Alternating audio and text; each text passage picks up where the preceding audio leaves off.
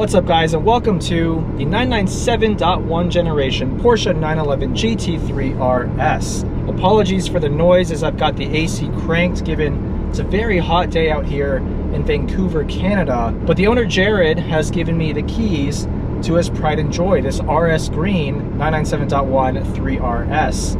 I've driven a 997.2 3RS as well as an RS 4.0.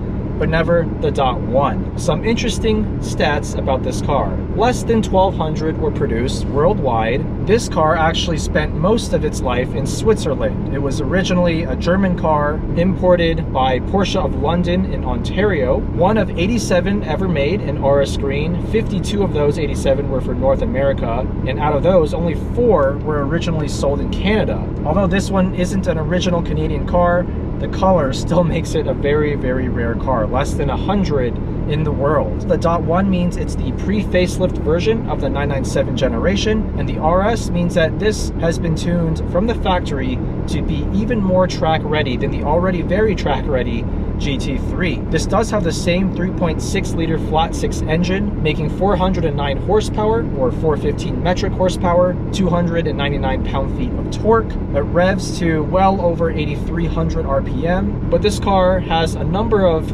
differences over the regular GT3. This one, being a Euro car, has the Club Sport option, which I believe was standard in the North American cars, meaning this has the bolt-in roll cage, 6-point harness, fire extinguisher. The car's also been prepped for a battery master switch, very race car. The doors have been given impact absorbent padding in place of the storage compartments here. And because this is an RS, it has a specific lightweight flywheel, and it weighs almost 50 pounds less than the 997.1 GT3 due to a number of things. The adjustable carbon rear wing, a steel engine cover, a lightweight plastic windscreen, plexiglass rear side windows, and no sunroof. Being an RS, this also gets the rear hips from the Carrera 4, which are quite a bit wider than the standard GT3. Approximate market value for a Euro spec car like this one, right around $200,000 US.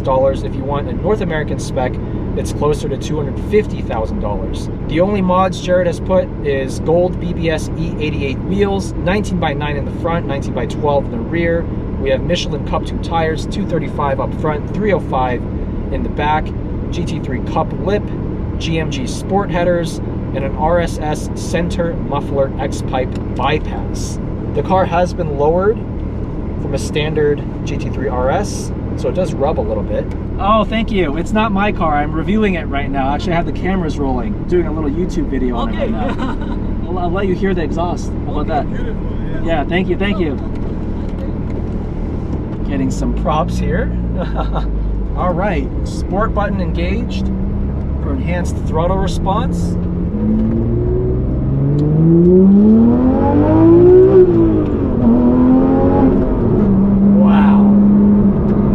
Flat 6 engine, there's no sound quite like it, and you know what, I think in some ways sounds better than the engine in the newer 991 and 992 generations. This has a more raw, visceral sound. Although it's not quite as high pitched and not as high revving, this has that quintessential flat 6 howl.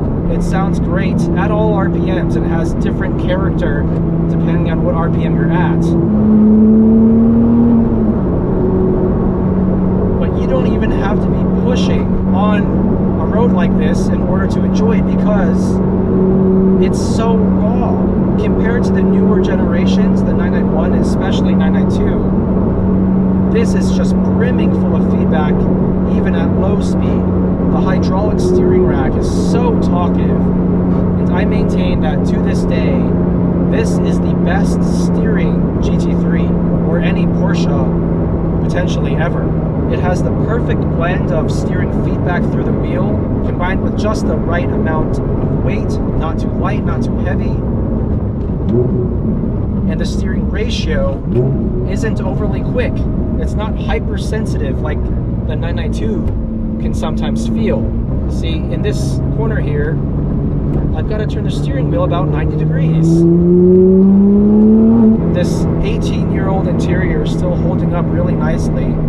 This car has 64,000 kilometers, which is probably 40, maybe 45,000 miles, and it still feels fresh. The 997 interior has always been one of my favorite in terms of that blend of that old school feel, the feeling that you've jumped into a time machine just a couple of decades back, combined with good quality. It's not a 996 generation 911 that just feels like everything's going to fall apart. Oh, the steering feel, it's so phenomenal.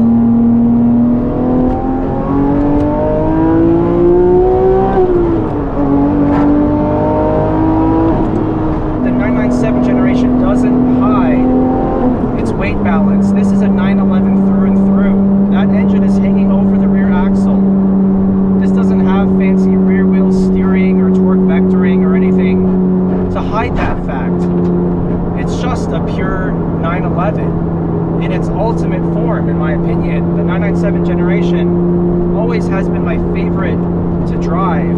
It's just the right blend of rawness, and I won't call it daily drivability because, I mean, let's be real, it's got a freaking roll cage in the back and basically no ground clearance. But hey, it actually rides reasonably okay on this fairly bumpy road. The clutch is heavy, the shifter's heavy, but they're very easy to feel the engagement point. Oh, so good, so good. Like I was saying, this generation of Porsche manual, in my opinion, has one of the best feeling clutches. High effort, but high reward. It's so easy to feel that engagement point, and it gives you so much confidence between shifts. And that's helped by this bolt action rifle feeling shifter. It's just so direct.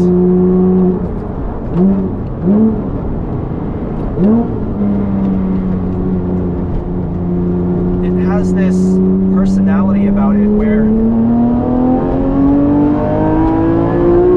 it makes you work for its performance. The steering, the shifter, even the brake pedal, the clutch, and the handling balance with its unapologetically rear engine pendulum feeling. It's a car that you need to concentrate when you're driving it hard, or even driving it slowly for that matter. And I love it for that.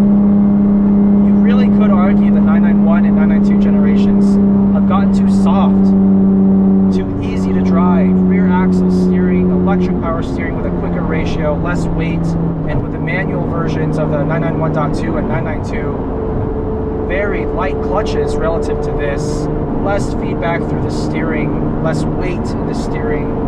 They're amazing cars, don't get me wrong, some of the best of all time, and I would still rank them above the 997.1 RS in my Zygrene Performance Index because they are just so technically brilliant.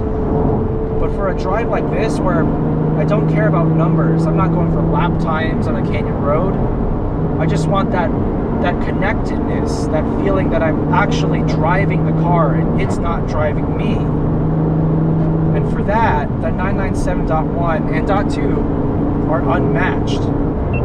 Now, this GoPro's now dead as it's really, really hot today, and this AC is able to keep up, but not preventing those GoPros from overheating. But like I was saying, I think the .1 versus .2 of the 997 generation, pretty clear cut in my opinion that the .2 is the technically superior 997. More sophisticated suspension, more power, a slightly better interior. But listen to this.